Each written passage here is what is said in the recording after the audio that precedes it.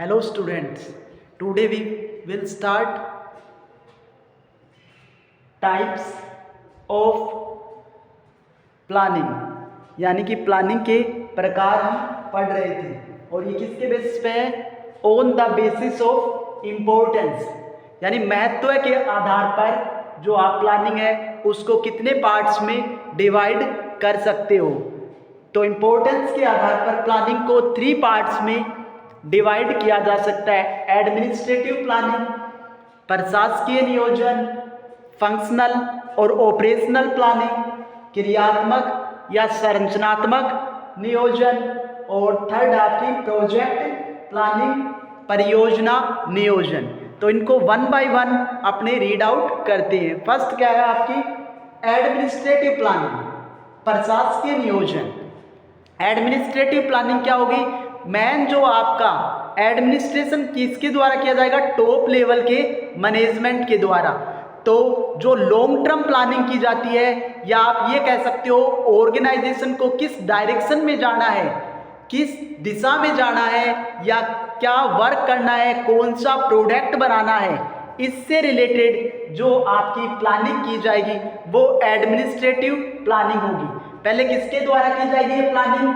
ये आपके top level management के द्वारा की जाएगी, यानी जो आपका हाई लेवल का मैनेजमेंट है उसके द्वारा इस प्रकार की प्लानिंग की जाती है। इसका ऑब्जेक्टिव क्या होगा? लॉन्ग टर्म गोल्स को अचीव करना होता है। इनका मेन ऑब्जेक्टिव क्या होगा? आपके जो लॉन्ग टर्म गोल्स है, आप ये कह सकते हो कंपनी के जो विजन डिसाइड किए जाते हैं उनको अचीव करना होता है। उनको अचीव करेंगे। इसके बाद में डिफीट कंपटीटर्स, यानी आप जो अपने कंपटीटर्स है, आपके जो कंपटीटर्स हैं उनको डिफीट करते हुए, हराते हुए हम अपने गोल्स और टारगेट को अचीव करते हैं। इंटीग्रेटेड एंड कॉम्प्रिहेंसिव प्लानिंग, ये प्लानिंग क्या होती है? आपकी विस्तृत और डिटेल प्लानिंग होती है, यानी कि इसमें आप जो प्लानिंग करते हो वो पूरे ऑर्गेनाइजेशन की प्लानिंग करते हो, यानी पूरा जो ऑर्गेनाइजेशन है उसमें फ्यूचर में क्या करना है इससे रिलेटेड प्लानिंग की जाती है। और ये प्लानिंग भी क्या होती है? काफी लंबी होती है। ब्रॉड स्कोप, यानी इसका स्कोप जो है, क्षेत्र है, वो भी क्या होगा? काफी विस्तृत होगा। विस्तृत से तात्पर्य क्या होगा? इसमें आपके सभी डिपार्टमेंट्स आ जाएंगे।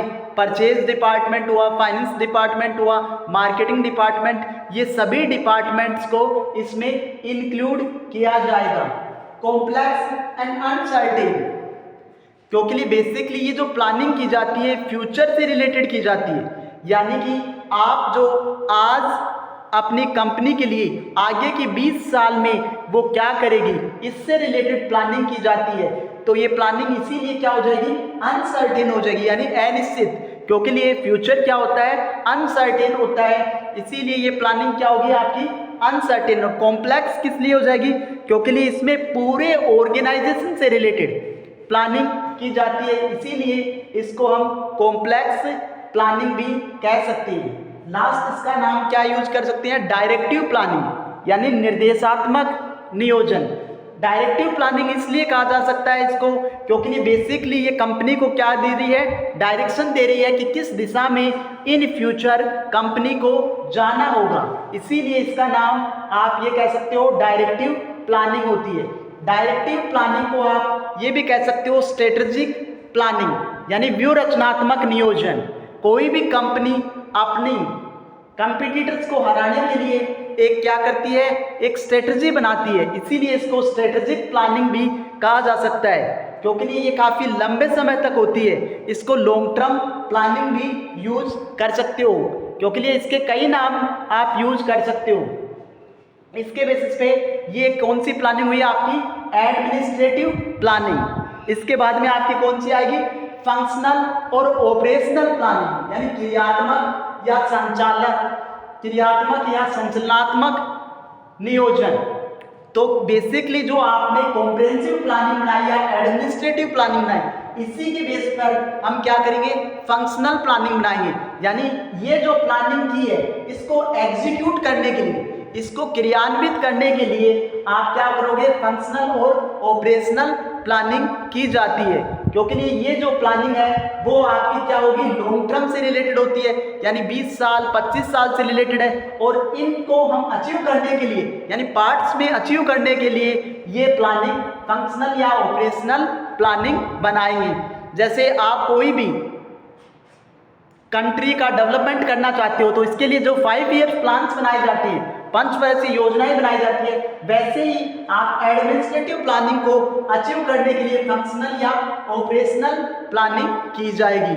तो बेसिकली ये किसके द्वारा की जाएगी, ये आपके मिडिल लेवल के लिए द्वारा की जाएगी, यानी कि ये जो प्लानिंग है वो आपका मिडिल लेवल करेगा। जैसा कि मैंने बताया ये आपकी लॉन्ग टर्म से रिलेटेड है, ये आपकी शॉर्ट टर्म से रिलेटेड होती है, यानी कि इनकी जो अवधि होती है वो इनके कंपैरिजन में कम होती है। स्पेसिफिक वर्क प्लान, इसमें क्या होगा, आपका जो ऑब्जेक्ट है, इसमें तो आपका ऑब्जेक्ट क्या था, वाइड था, यानी कि आप जो है सभी डिपार्टमेंट्स को साथ में लेकर चल रहे थे। और इसमें क्या होगा, इसमें स्पेसिफिक वर्क प्लान्स बनाए जाते हैं, इसीलिए इसका जो स्कोप है वो क्या होगा, नैरो होगा, यानी स्कोप क्या होगा इसका, नैरो, संकुचित होगा। अब जब आप ये प्लानिंग, जो आपकी प्लानिंग है वो काफ़ी क्या थी, आपकी जो प्लानिंग है वो काफ़ी शॉर्ट है, यानी कि आप पर्टिकुलर किसी टारगेट को अचीव करना चाहते हो, इसके लिए आपने ये प्लानिंग बनाई है।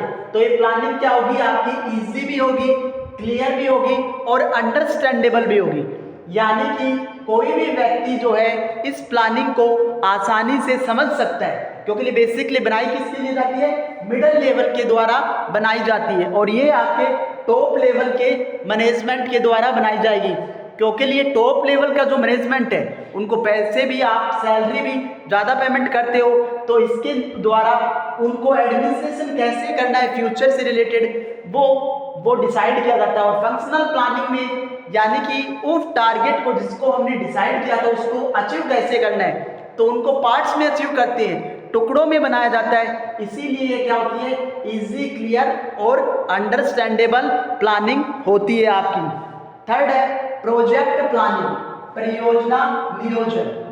थर्ड क्या है, प्रोजेक्ट प्लानिंग, परियोजना नियोजन। तो बेसिकली ये प्लानिंग किसके लिए की जाएगी, आपका न्यू वर्क और रूटीन वर्क, दो कॉन्सेप्ट है, या तो कोई आपका नया काम हो या आपके जो रूटीन डेली वर्क है उनको करने के लिए ये प्लानिंग, प्रोजेक्ट प्लानिंग बनाई जाती है।